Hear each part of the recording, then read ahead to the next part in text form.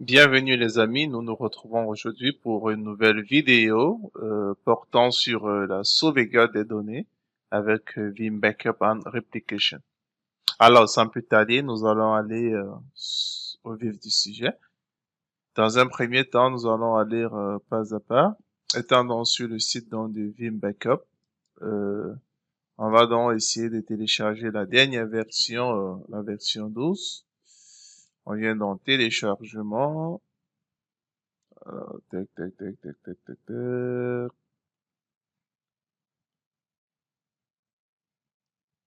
On va chercher version précédente. Une fois là, on fait télécharger. Là, il nous donne toutes les versions précédentes avec les mises à jour et les différents logiciels. Ce qui nous intéresse, on va venir version actuelle. Et là, nous avons dans notre Vim Backup en Replication 12.1.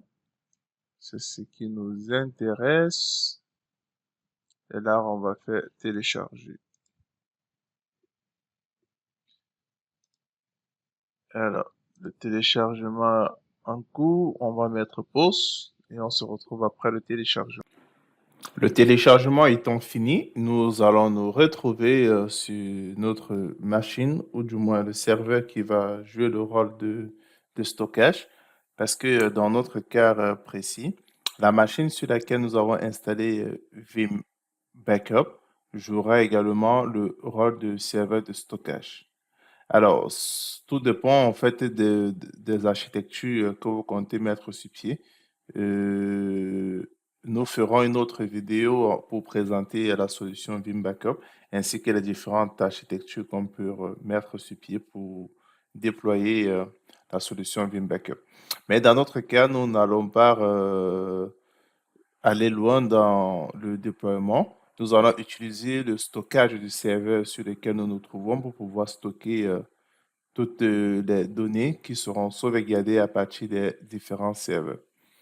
Alors, le téléchargement étant fini, nous allons aller récupérer euh, le logiciel. Voici la solution. On va donc double-cliquer pour ouvrir le fichier compressé et lancer l'installation. Et comme prérequis, en fait, pour pouvoir mieux installer Vim Backup, il est recommandé de le faire sur une version serveur de Windows.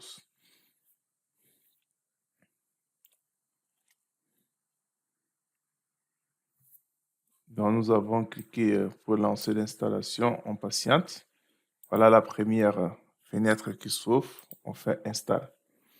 Là, nous avons ici Install Vim Backup and Replication, Install Vim Backup Enterprise Manager, Install Vim Backup Replication Console.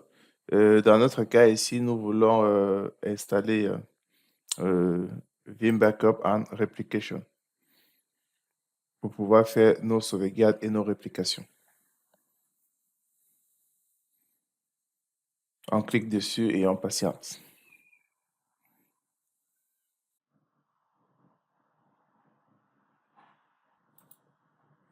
Alors là, nous sommes en train d'assister à l'initialisation des différentes configurations. Là, le logiciel s'occupe de le faire tout seul. Avant, dans les versions précédentes, en fait, c'était un travail manuel qu'on faisait. Le logiciel va essayer d'apporter quelques configurations en arrière-plan pour structurer la base de données dans laquelle il va stocker et le format dans lequel il va pouvoir traiter les différentes données qui seront stockées dans le serveur. Donc, du coup, si le système d'exploitation est à jour, en principe, l'opération doit se passer normalement et aboutir sans erreur. Alors là, il me demande d'accepter conditions de licence. Accepte.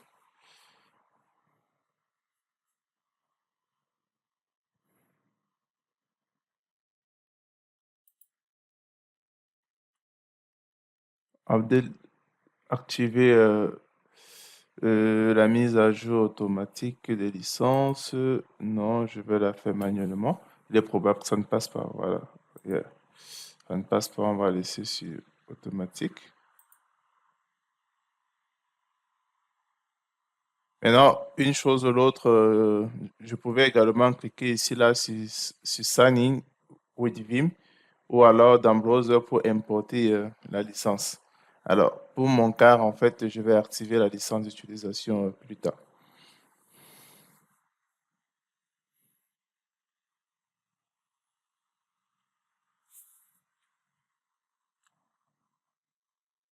Alors, là, on patiente en fait la vérification des ressources, en fait, et de pouvoir configurer notre instance.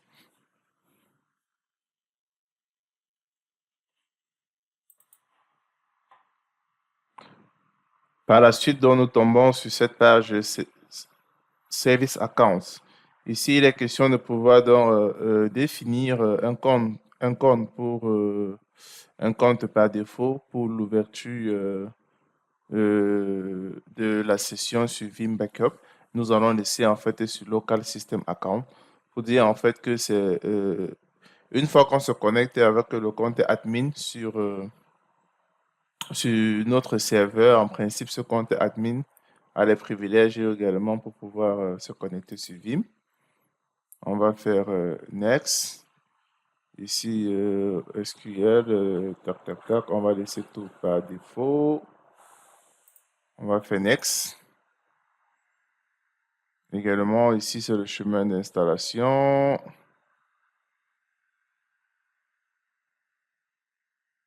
On va faire également Next. Alors, qu'est-ce qu'il nous dit?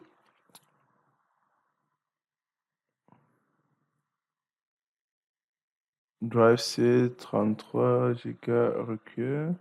Disponible 30 Go. Est-ce qu'on veut continuer? Tac, tac, tac, tac, tac. Alors, on va faire non. On vérifie quelque chose. Ici, qu'est-ce qu'il dit? 10. Ok. Alors, il a besoin de 17 Go. Il nous reste 30. Ouais. On va faire yes. Vu que en fait ce n'est que pour le test et plus tard on pourra balayer cela et puis supprimer la VM.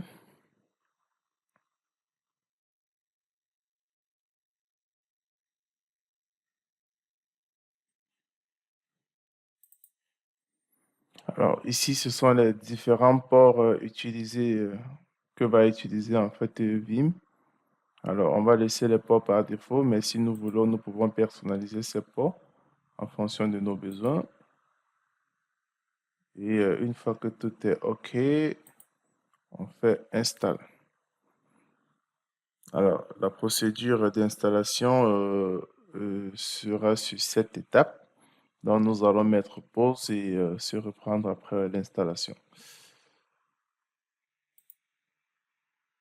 Notre installation est terminée. Nous allons donc cliquer sur Finish pour continuer. Alors, nous allons ouvrir cette fois-ci notre Vim qui a été installé.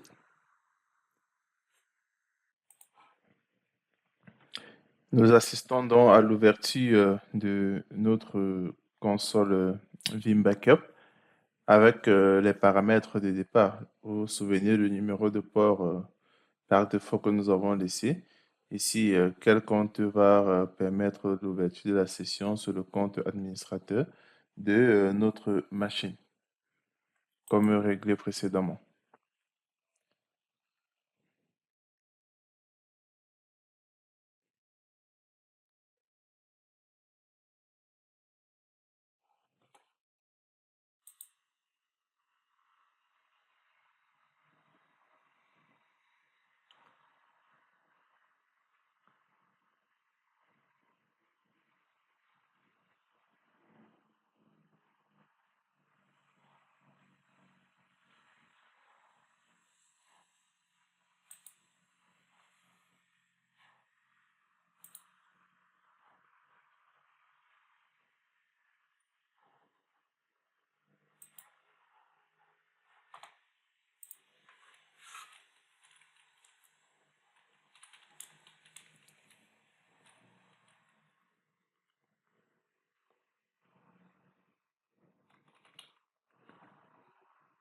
Alors, là, nous avons notre instance de Vim Backup qui est ouverte avec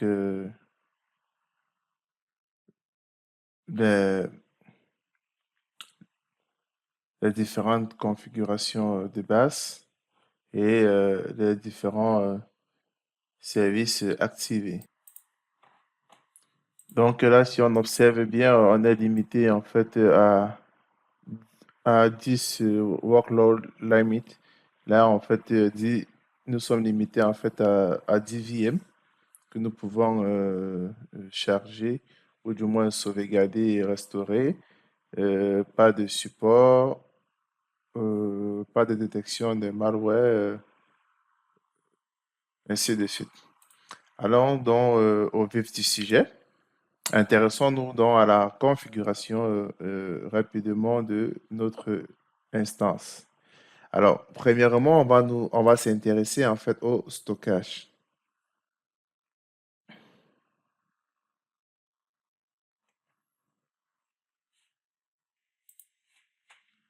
Là, nous avons les différentes options Backup Proxy, Repository.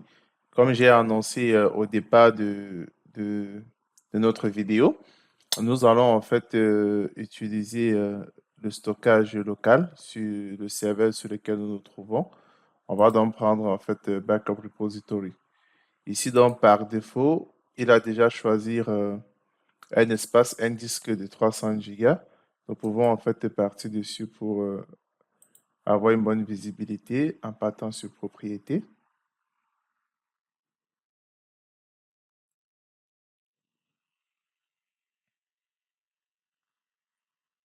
Alors ici, on peut donner un nom à notre store. Appelons-le backup, pourquoi pas.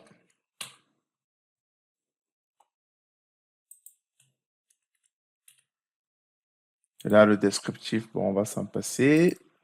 On fait next. Alors ici, il est question de pouvoir identifier le disque sur lequel nous souhaitons faire nos sauvegardes. Alors, on va aller sur Populate et on va choisir un disque. Notre disque ici est de 59 gigas, il est faible. On va prendre celui de 300 gigas. On fait Next. Là, c'est lui qui a été pris. Ici, plus bas, on a en fait limite maximum concurrent tasks. So, on va donc laisser en fait à 4, c'est-à-dire le nombre de tâches simultanées qu'on peut exécuter à la fois, on va laisser à 4. On fait Next. Alors, ici, tac, tac, tac, the file system on the specified volume does not support file cloning. We recommend using REFS. Alors, on va donc formater donc cela pour fonctionner sur pour que nos différents volumes en fait fonctionnent avec le format RFEFS. On va faire yes. Enable oui, on va enable. Next. Apply.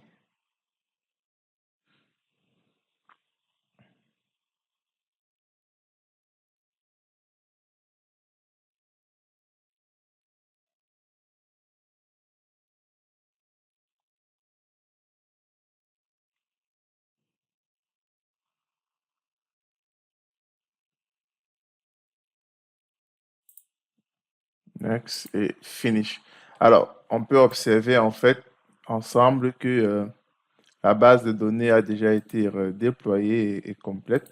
Si je viens ici à l'intérieur, alors, tac, tac, tac, tac, tac.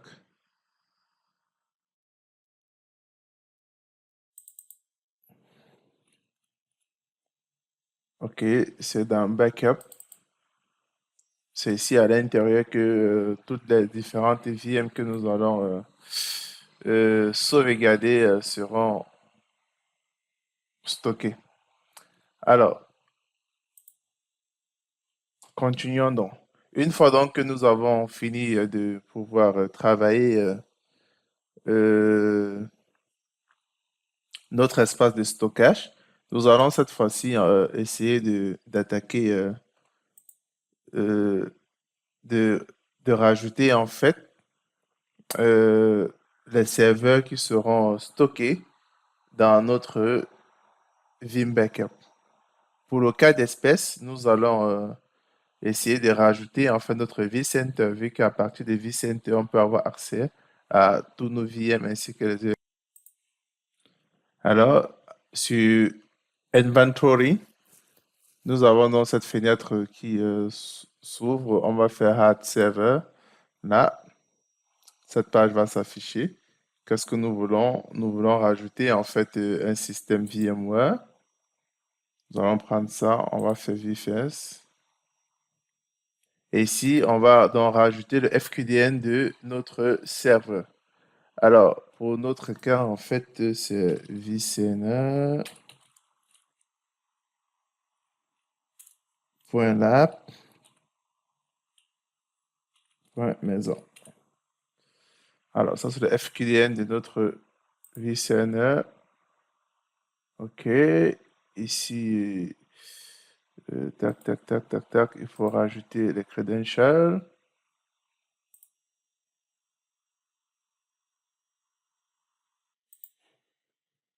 Donc, ici, nous allons donc mettre les credentials de notre serveur pour pouvoir nous connecter, notre vCenter. Admin, administrator.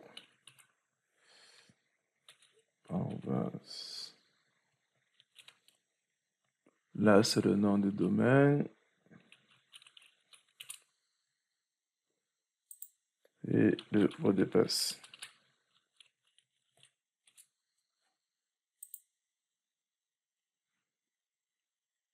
Une fois c'est bon, on fait Apply. Si le mot de passe, si toutes les informations mises sont correctes, ce sera bon. Au cas contraire, non. Alors, pendant que cela charge, je voulais expliquer autre chose. Pour ceux en fait qui ont un tout petit environnement, sa vCenter, il est possible également de pouvoir insérer plutôt l'adresse de l'ESX, de l'ESXi ou alors son FQDN. Ça veut donc dire que pour ceux qui ont juste l'ESX, vous pouvez en fait mettre directement son adresse pour pouvoir rajouter. Alors là, il est en train de synchroniser. Si vous prêtez attention ici à ma gauche, il y a vCenter qui s'est affiché déjà.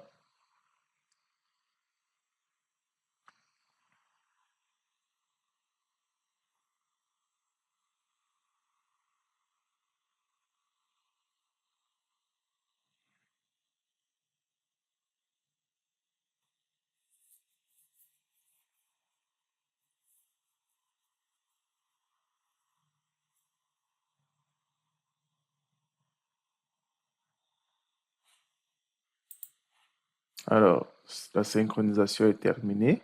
On dit en fait que cela a réussi. On peut faire Next. Voici les informations détaillées. Et Finish. Si je viens cliquer sur vCenter, je peux voir en fait mes différentes VM actuellement qui ont été récupérées depuis vCenter. Alors, nous avons terminé la première étape qui était de définir le stockage. Deuxième étape, de définir également la source d'approvisionnement pour effectuer nos différents backups. La troisième étape serait donc maintenant de pouvoir définir les jobs de sauvegarde. Alors, tac, tac, tac. Si je reviens ici sur Home, ici dans Job, on n'a rien. En faisant un clic droit dessus, j'ai Backup, j'ai Virtual Machine. On va donc ensemble essayer donc de définir un job de sauvegarde. Alors, Backup Job 1, qu'est-ce qu'on peut appeler ça comment? Alors, appelons ça sauvegarde. BD.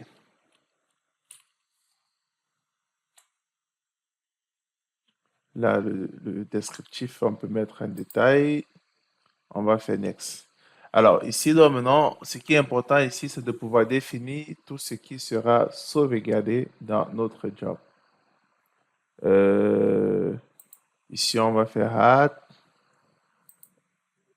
venir suivi center dans la scène ESX. Et voilà nos différentes VM. Pour le cas d'espèce, en fait, je vais prendre cette machine parce que c'est elle qui perce dans moi pour notre exemple. Mais sinon, on pouvait carrément prendre tout, quoi. En principe, c'est ce qui est censé être fait. Mais dans notre cas, je vais juste prendre cette VM parce qu'elle ne pèse que 30 gigas. Je fais Next. Alors, Backup Proxy, ça ne nous intéresse pas pour notre cas. Ici, on a déjà défini notre backup. Là, c'est le seul. Alors, Retention Policy. Alors, en déroulant ici, donc, on a D, on a restore point. Ici, il est question de pouvoir définir le nombre de jours de rétention de la VM, c'est-à-dire le temps après lequel la VM va pouvoir se supprimer. Alors, pourquoi supprimer en fait un truc qu'on a sauvegardé? J'explique. Nous allons voir en fait plus tard les différents types de sauvegarde, les sauvegardes complètes et incrémentales. Alors, dans la fréquence de sauvegarde que nous allons faire, si nous décidons de lancer la sauvegarde automatique, on va se rendre compte que nous pouvons définir, je prends pour exemple, une sauvegarde tous les lundis, chaque lundi, ou alors chaque soir à partir d'une certaine heure. Alors, si à un moment donné, on est défini pour aussi une policy pour pouvoir supprimer les anciennes sauvegardes, on va se retrouver avec une base de données très énorme parce que on a plusieurs VM identiques qui, a priori, ne servent à rien. Raison pour laquelle on peut donc se définir un seuil après lequel les anciennes VM seront supprimées tandis que les nouvelles VM viendront être sauvegardées. Donc là, on pourra donc définir ce délai. Ici, s'il est de 7 jours, on peut décider de mettre peut-être après chaque 20 jours, par exemple. Alors ici, on peut aussi appliquer quelques configs manuels de manière spécifique pour ces différents séquences, mais c'est pas nécessaire. On va décocher. Ici, alors, configuration d'une destination secondaire, non. On va faire next. Enable application allow process. Ouais. Ici, non, on ne va pas cocher ceci. On va faire next. Alors, ici, deux possibilités. Si on décide en fait de pouvoir lancer les jobs de manière automatique, il faudrait également définir les jours, les heures et à quelle fréquence en fait est-ce que nous souhaitons lancer nos jobs. Ici, on a donc maintenant tous les jours à partir de 22 heures.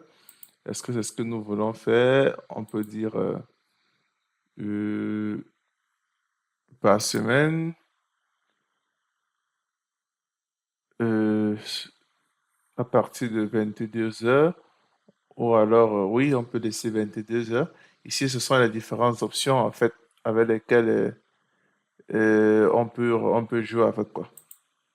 On peut venir ici sur Monthly, c'est-à-dire chaque premier, euh, deuxième jour, troisième jour, ainsi de suite.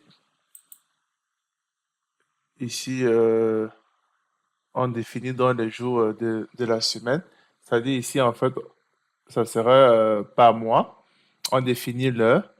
On peut dire, si je prends ici, bon, là c'est sur 4, on va dire en fait chaque quatrième lundi du mois, on applique, la sauvegarde, ainsi de suite, ainsi de suite. Bon, là, on peut faire ça. Ici, retry fail item, c'est-à-dire à chaque erreur.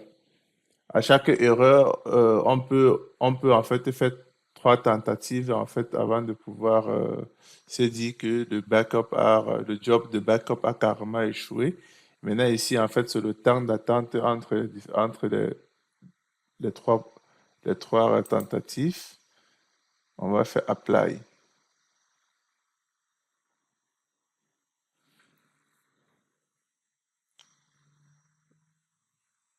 On fait finish.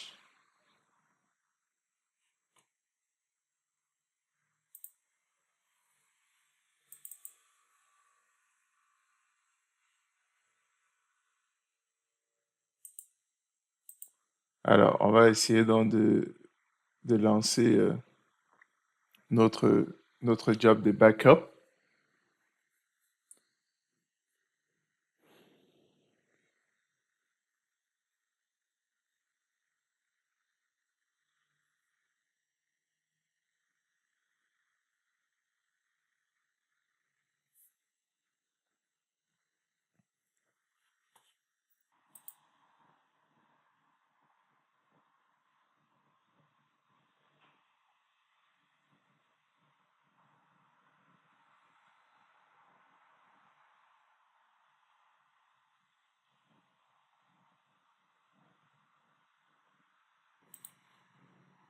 Alors, on peut observer également sur notre vCenter, sur la création de snapshot est en train d'être fait. Alors, dans les différentes tâches en arrière-plan, on peut donc se rendre compte que notre serveur Vim a communiqué avec notre vCenter au niveau des tâches ici, création de snapshot pour pouvoir sauvegarder. Ouais, et les statuts sont terminés. Donc, du coup, si on revient à notre VM, la sauvegarde est en train d'être faite.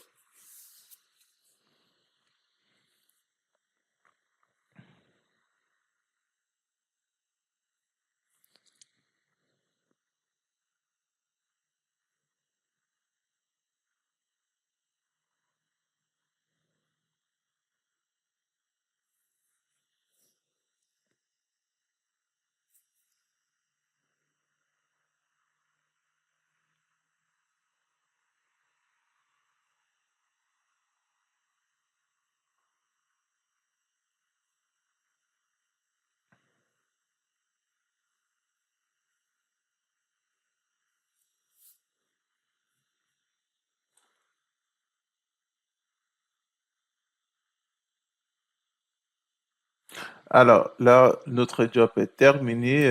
Nous avons le message ici qui nous dit en fait que le job est terminé.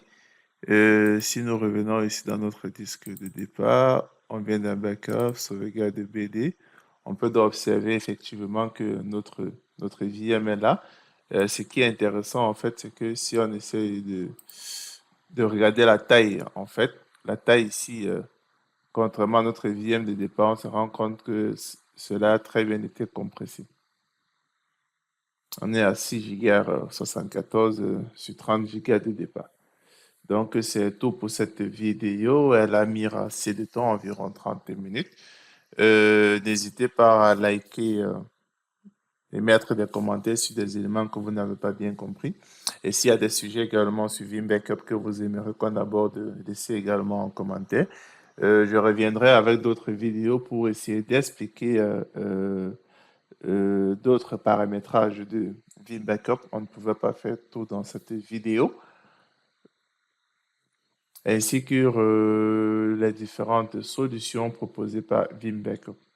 Merci, à bientôt.